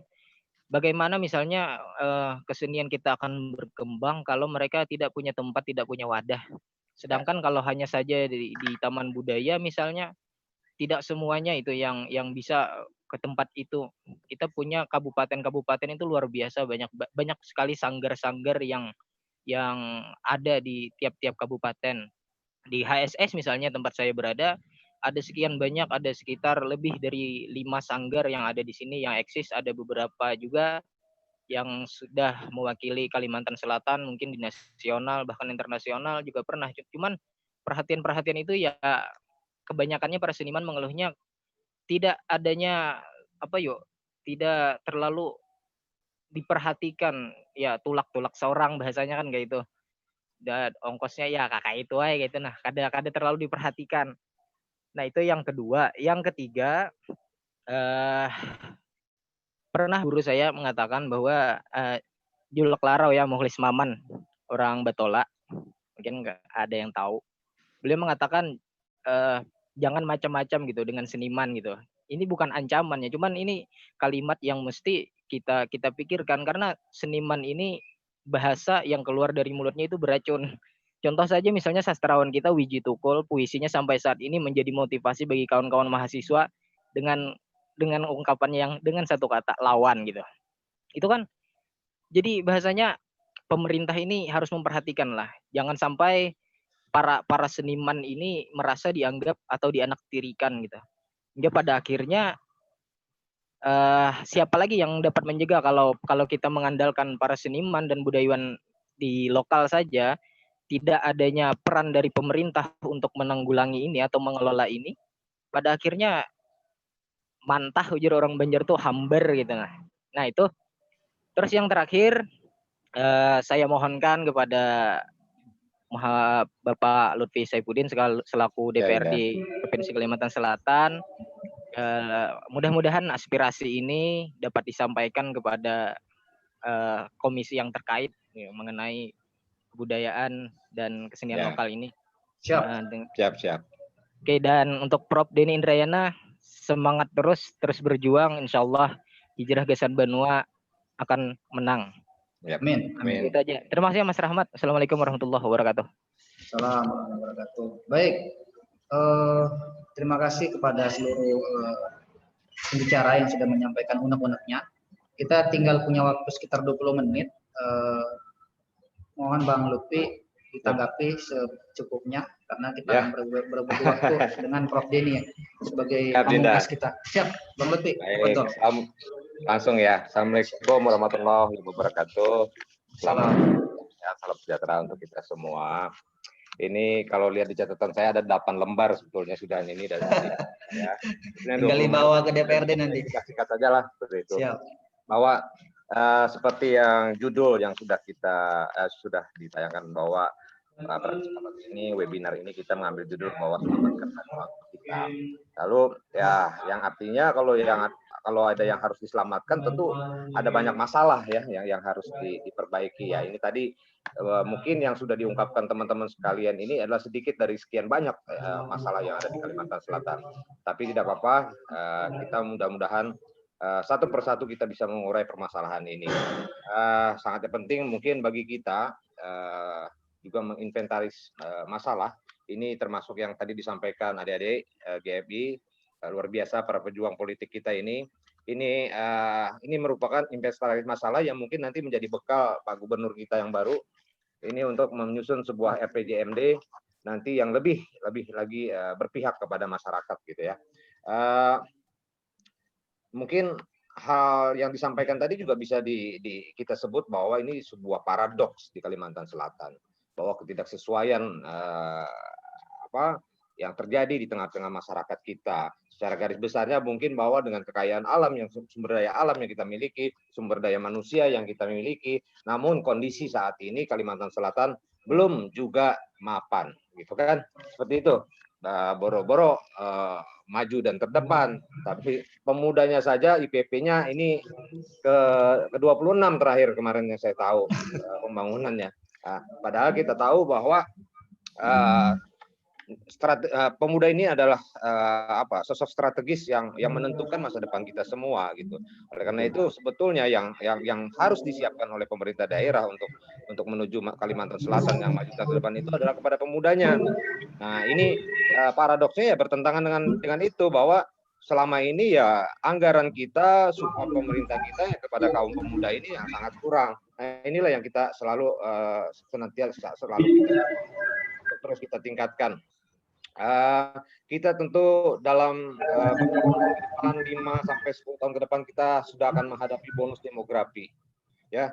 Lalu kita juga akan menghadapi globalisasi dan juga era industri 4.0. Mungkin nanti bukan 4.0 lagi, 5.0 mungkin ya. Kalau 4.0 aja kita ini belum sanggup, belum mampu, bagaimana kita menghadapi era industri nanti mungkin 4.0 atau seterusnya. Ini yang mungkin kita sama-sama dorong. Kita tidak juga ingin masyarakat Kalimantan Selatan yang selama ini hanya menjadi penonton. Kita tahu begitu banyak sumber daya alam kita, dari atas kayunya, di bawahnya batu bara sudah hampir habis. Bukan habis, sudah hampir habis, tapi kita lihat hanya segelintir bagi orang-orang saja yang yang menikmati hasilnya. Lebih banyak yang menikmati adalah dari orang-orang luar. Kalau kita jujur saja, para pengusaha batubara kemarin itu 90% dari luar. Tapi mereka tidak diikat dengan satu regulasi yang mengharuskan mereka juga harus bisa membangun lebih lagi, bukan hanya sekedar CSR gitu loh. Sekedar CSR yang CSR itu pun juga tidak pernah, mungkin kita tidak pernah juga ada audit, padahal undang-undang CSR itu sudah memastikan keuntungan untuk CSR 2% dari keuntungan bersih perusahaan itu harus dikembalikan ke masyarakat. Artinya CSR. Kita tidak punya lembaga khusus untuk CSR. Ini mungkin masukan buat Bang Denny. Kalau nanti sudah menjadi gubernur, bentuklah Bang badan CSR ini. Bukan hanya forum. Kalau forum ini hanya cuma untuk kumpul-kumpul, rembuk-rembuk, lapor-lapor, sudah ini kami sudah begini selesai. Tapi tidak ada badan yang mungkin bisa mengaudit dan sebagainya. Kita tidak tahu keuntungan perusahaan Arutmin, Adaro, atau perusahaan yang di ujung sana itu berapa. Apakah mereka sudah membayar seluruh kewajibannya? Apa sudah bayar? Ini tidak ada gitu loh, tidak ada audit semacam itu. Nah, ini mungkin dari sisi pendapatan yang mungkin sebetulnya bisa kita berdayakan lagi sehingga bisa mendukung apa-apa yang mungkin nanti akan saya jelaskan berikut ini. Bahwa salah satu juga paradok di Kalimantan Selatan bahwa yang tadi saya sebutkan sumber daya alam berlimpah tapi masyarakatnya miskin. Lalu yang kedua, masyarakat Kalimantan Selatan dikenal sebagai masyarakat yang agamis, tapi THM terus bertumbuh. Ya, di Kota Banjarmasin ini selama kurun waktu 5 tahun terakhir ini tidak kurang 3 atau 4 tempat hiburan malam yang menjual minuman keras dan rata-rata tiap malam penuh pengunjungnya, apalagi malam satu penuh. Nah, ini kan paradoks ini. Ya, Kalimantan Selatan ini paling banyak didiami oleh wali-wali Allah, gitu kan. Banyak sekali makam datu-datu kita, keramat yang ada di Kalimantan Selatan. Mungkin terbanyak di Indonesia. Tapi gimana sekarang kaum mudanya, anak mudanya? Karena ini difasilitasi oleh tempat-tempat hiburan malam yang semakin menjamur gitu loh. Lalu yang paradoks juga yang sangat-sangat berbahaya bagi kita, yang ini mungkin juga harus menjadi perhatian untuk pemerintah ke depan, adalah terkait narkoba. Luar biasa, prestasi Kalimantan Selatan adalah keempat secara nasional dalam hal narkoba tadinya. Bukan untuk prestasi yang positif, tapi untuk narkobanya yang keempat secara nasional, luar biasa kan, seperti itu. Nah, ini harusnya menjadi bagian nanti dari RPJMD nanti yang disusun, ini harus betul-betul menyentuh paradoks yang ada di Kalimantan Selatan gitu. Kita tidak perlu lagi lah membangun menara-menara gading di Kalimantan Selatan gitu kan. Yang penting kita bangun manusianya seperti itu loh. Manusia generasi muda kita yang kita siapkan. Apalagi saya di Komisi 4 yang membidangi Kesra, terutama di pendidikan. Saya sangat concern sekali di dalam pendidikan. Karena kenapa? Kita ketahui bahwa pada saat Jepang dibom atom Nagasaki dan Hiroshima, hal yang pertama kali yang ditanyakan oleh Kaisar Hirohito pada saat itu adalah berapa guru yang tersisa. Artinya apa? Dunia pendidikan merupakan perhatian utama bagi Kaisar Hirohito pada saat itu. Yang kita lihat hasilnya saat ini. Mereka pada saat 1945 pada titik nol kalah oleh sekutu, saat ini mereka sudah menjadi 8 besar dunia. Nah, ini harusnya menjadi contoh. Karena apa? Dunia pendidikan. Nah, kami dari DPRD Provinsi Kalimantan Selatan sudah melengkapi peraturan-peraturan daerah yang kami ingin jadikan sebagai panduan bagi pemerintah daerah, siapapun nanti gubernurnya yang 5 tahun, 10 tahun ke depan, agar kita mempunyai grand design pendidikan Kalimantan Selatan yang bisa mempersiapkan para generasi-generasi muda Kalimantan Selatan yang bukan hanya bisa bersaing, tapi memenangkan persaingan itu gitu loh. Kalau hanya cuma sekedar bersaing, itu biasa aja, tapi harus bisa yang memenangkan persaingan itu. Nah, ini perda yang kami susun yang sudah tinggal menunggu pengesahan dari Kemendagri adalah perda penguatan fasilitasi pendidikan karakter. Kalau dulu sebelum ini judulnya sebelumnya itu itu adalah pemberdayaan madrasah dan pondok pesantren, misalkan. Siap. Nah, ini sudah kita siapkan tinggal nunggu. Selanjutnya kami dalam prolegda nanti 2021 akan mengusulkan ranperda ini penguatan fasilitasi pendidikan tinggi dan kemahasiswaan. Nah, dengan 3 perda ini tentu perda penyelenggaraan pendidikan yang sebelumnya itu yang mewadahi pendidikan menengah, SMA dan SMK, lalu adanya perda terkait pendidikan karakter yang membawahi madrasah dan pondok pesantren, lalu ada perda penguatan fasilitasi perguruan tinggi yang memfasilitasi adik-adik mahasiswa. Nah, dengan 3 ini kami nanti mengharapkan nanti pemerintahan Bang Denny nanti ini itu bisa menyusun sebuah grand design secara komprehensif dunia pendidikan Kalimantan Selatan yang akan mempersiapkan generasi-generasi muda kita. Yang Siap, tadi, Bang Lutfi. Ya. Sepertinya kita harus berbagi waktu dengan Bang Denny. Paparan pian, saya harus serahkan waktu selanjutnya kepada Bang Denny. Oke, baik. Prof, hadir Prof ya, menyimak dari awal Prof ya. Alhamdulillah hadir. Beliau akan memberikan semacam closing barangkali sekaligus menjawab secara general. Silakan Prof. Baik. Assalamualaikum warahmatullahi wabarakatuh. Waalaikumsalam. Mudah-mudahan suara saya terdengar jelas di semua device teman-teman ya. Saya lagi ada di Hamalau, Hulu Sungai Selatan. Tadi dari Amuntai, Tanjung, nanti malam ke Daha untuk maulidan dengan Habib Mahdi di Negara, dan besok rencana ke Kota Baru untuk menemui sanak-sanak di Kota Baru yang kita sama-sama tahu sedang mendapatkan musibah dan seterusnya. Biasanya saya Selasa akan ke Bawaslu lagi untuk kembali melaporkan pelanggaran-pelanggaran pemilu. Setelah Rabu kemarin kita sudah dengan Mas Bambang Wijayanto melaporkan 3 pelanggaran pemilu ke Bawaslu. Dan hari Rabu malam insya Allah akan ada debat calon gubernur yang membahas tentang masalah-masalah hukum. Dan tentu menarik untuk melihatnya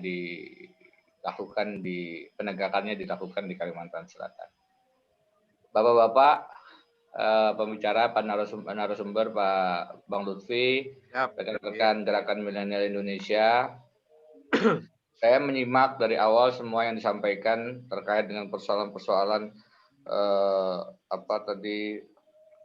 budaya, olahraga, penanganan sampah, lingkungan, media, terutama pers mahasiswa, persoalan-persoalan alam, terkait dengan bagaimana kita menyikapi Kalimantan Selatan ke depan, dan tadi dengan sangat baik kemudian diberikan titik tekan oleh Bang Lutfi tentang pendidikan dan bagaimana kemudian itu mengangkat suatu bangsa.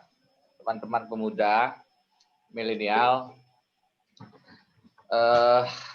tentu saja kita bisa mengurai masalah-masalah yang tadi disampaikan satu persatu ya.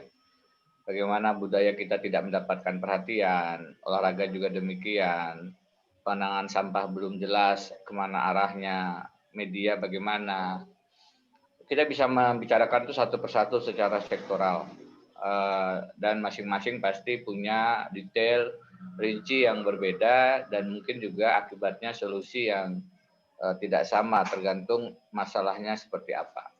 Tetapi dalam kesempatan yang tidak terlalu longgar waktunya seperti ini, izinkan saya mengambil satu akar masalahnya. Dan kenapa selama ini kami concern dengan persoalan-persoalan good governance dan persoalan-persoalan anti korupsi? Karena itulah akar masalah yang menjadi hulu dari semua hilir persoalan. Begitu kita mempunyai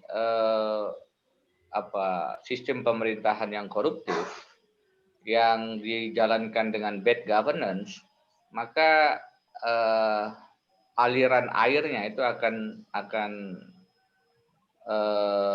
tidak lagi bening, akan sangat kotor, dan itu mempengaruhi seluruh kehidupan di sisi kiri kanan sungai yang mengalir itu. Kalau sekarang ada Sep Amandit dengan airnya yang keruh karena berbagai macam limbah, maka semua kehidupan di sepanjang Sungai Amandit akan bermasalah dari sisi kelestarian lingkungan.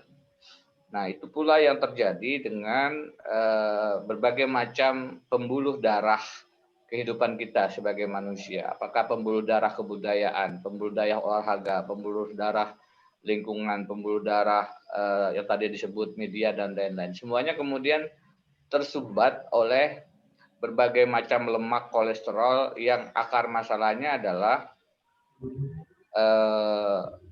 bad governance. Jadi apa yang saya sampaikan ini bukan argumentasi baru bahwa the root of the evil, the root of the problems, akar masalah kita adalah korupsi. Dan bagaimana akar masalah korupsi itu diurai?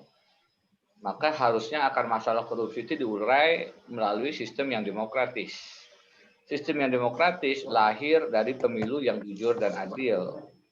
Maka itu yang menyebabkan saya kemudian mengambil keputusan untuk maju sebagai calon gubernur dengan harapan, dengan argumentasi jika sistem pemilu kita bisa kita letakkan prinsip-prinsip kejujuran dan keadilannya, maka itu akan menghadirkan aliran sungai yang lebih bersih, lebih jernih, dan akhirnya memberikan kontribusi terhadap berbagai masalah kepemudaan yang tadi disampaikan oleh rekan-rekan. Nah, persoalannya apakah itu akan hadir, apakah itu akan lahir? Pemilu kita yang jujur dan adil sekarang itu terkontaminasi dengan berbagai korupsi pemilu, politik uang, dan cengkeraman oligarki.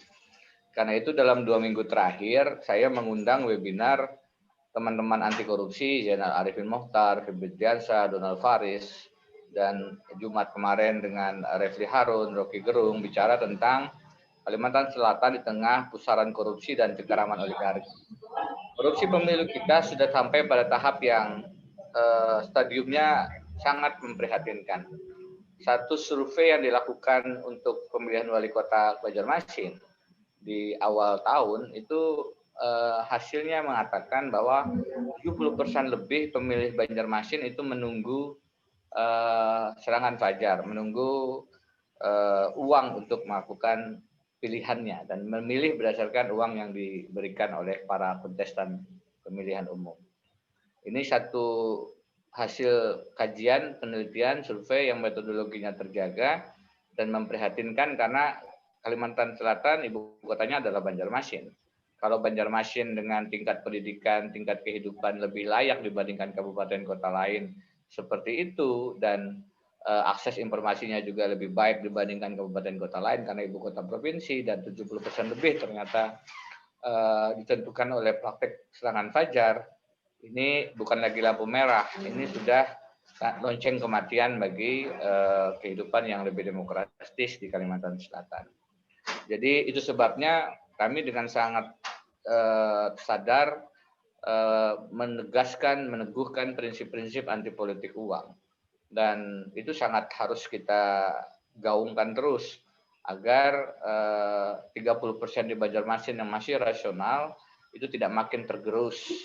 Apalagi angka itu kalau kita angkat ke level provinsi, jangan-jangan, saya katakan jangan-jangan karena memang belum ada hasil kajiannya, angkanya lebih tinggi lagi. Selanjutnya saya ingin juga mengangkat persoalan tentang oligarki. Jadi salah satu pemimpin daerah kita sudah ikut 2 kali pilkada mengatakan di satu pemilihan 5 tahun sebelumnya dia habis 68 miliar. Di pemilihan selanjutnya dia habis 500 miliar. Angka 500 miliar itu adalah angka yang luar biasa yang diinfokan oleh saksi pelaku. Dan 500 miliar adalah angka yang bombastis untuk satu level pemilihan kepala daerah. Saya mengkonfirmasi itu ke EF Saifullah Fatah dan EF mengatakan itu tertinggi yang pernah saya dengar.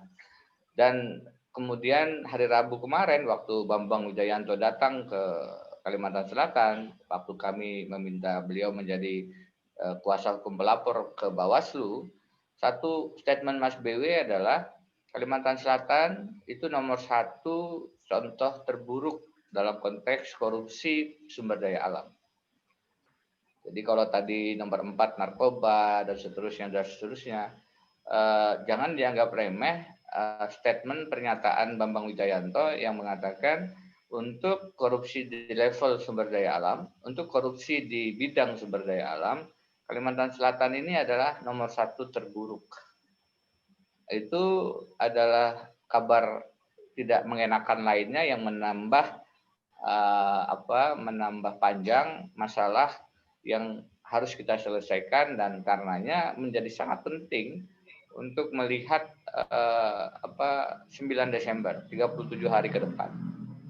Apa yang akan terjadi setelah 37 hari ini akan menentukan tema yang teman-teman hari ini gaungkan, selamatkan Banua kita. Apakah kita kembali ke dalam pusaran korupsi pemilu dan cengkeraman oligarki, atau kita bisa merebut napas kehidupan meratus yang jika tidak hati-hati akan ditambang, dan itu artinya Kalimantan Selatan bisa jadi keseluruhannya akan kehilangan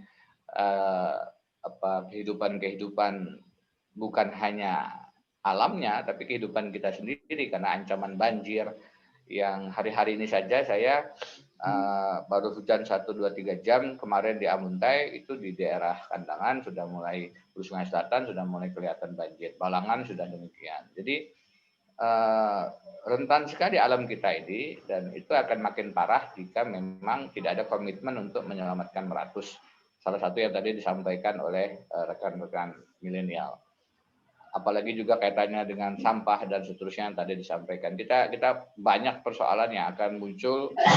Satu, ibarat kalau pembuluh darah kita dipenuhi oleh kolesterol korupsi pemilu, maka semua persoalan akan menyumbat aliran darah itu, dan ujungnya adalah stroke dan kematian bagi kehidupan di Kalimantan Selatan. Selamatkan Banua kita ini adalah lonceng warning yang sangat konkret, dan 37 hari ke depan inilah kita bisa melihat bagaimana pilihan-pilihan masyarakat kita. Saya optimis sekaligus realistis. Optimis, itu sebabnya saya turun masuk ke dalam pertarungan kompetisi, melakukan ikhtiar-ikhtiar yang tidak berhenti selama setahun lebih ini. Realistis karena ada persoalan struktural kemasyarakatan di mana 70% tadi yang di Banjarmasin itu bukan persoalan pilihan rasional dari dafsanak kita. Itu lebih kepada persoalan struktural sosiologis masyarakat yang secara pendidikan putus sekolah, secara pemahaman tidak utuh, dan kemudian ada menghasilkan semacam kesenjangan antara masyarakat Kalimantan Selatan yang dikenal religius dengan realitas menunggu serangan fajar. Kalau kita ingin konsisten istiqomah, harusnya kehadiran di maulidan, kehadiran di berbagai acara pengajian, bahkan haul-haul yang sangat marak di Kalimantan Selatan itu akan segaris tegak lurus dengan menolak serangan fajar. Tapi ritual ibadah kita yang sangat ramai, kalau kita lihat haul guru sekumpul, kalau kita lihat pengajian-pengajian yang dilakukan oleh guru-guru kita, guru Bahit, guru Juhdi, guru Danau, dan lain-lain, terutama sebelum COVID, maka membayangkan bahwa pada saat yang sama money politik itu masif terjadi adalah harusnya hal yang mustahil. Tapi kita menelan fakta bahwa di tengah maraknya, semaraknya ibadah ritual yang terjadi hampir setiap hari, pagi, siang, sore, malam. Malam ini saya pengajian maulid di Guru Mahdi yang ribuan juga jemaahnya. Kita menelan fakta bahwa serangan fajar adalah sesuatu yang dinantikan dengan penuh harap oleh sebagian.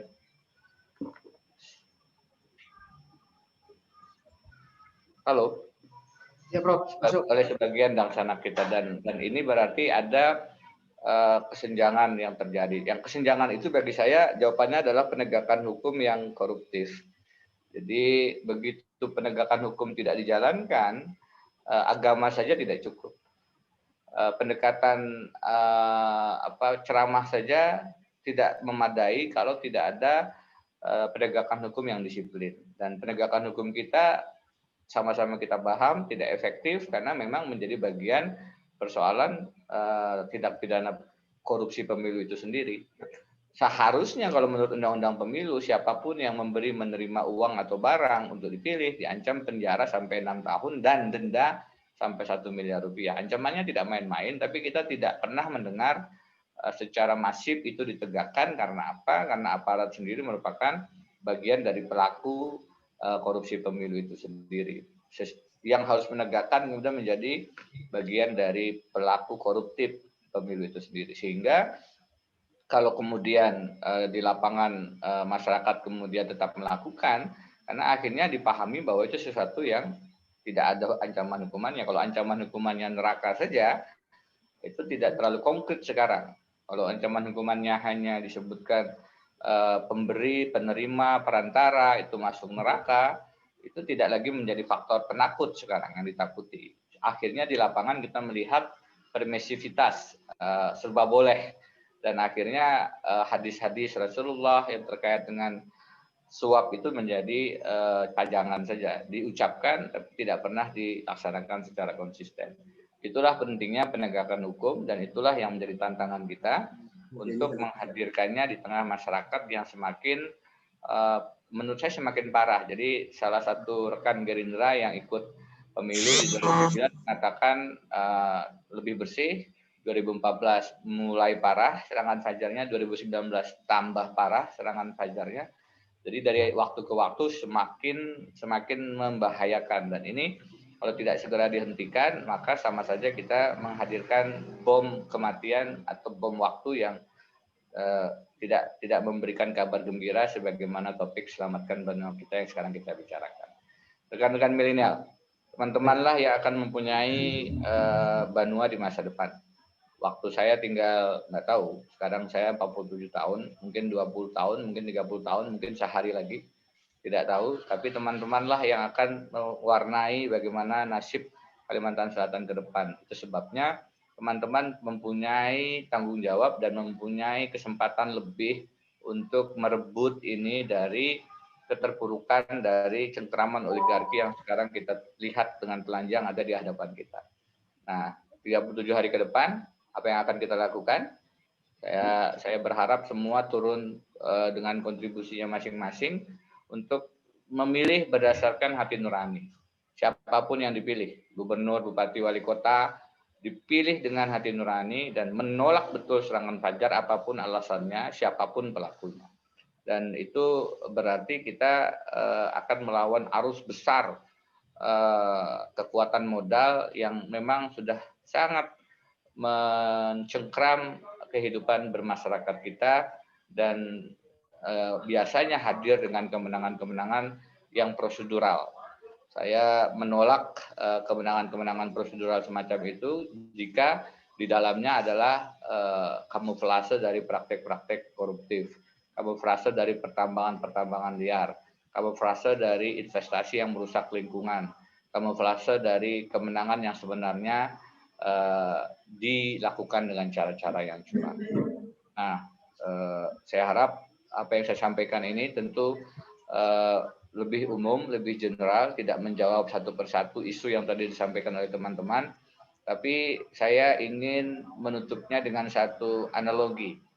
Jika kita ingin sembahyang, maka wudhunya harus sah.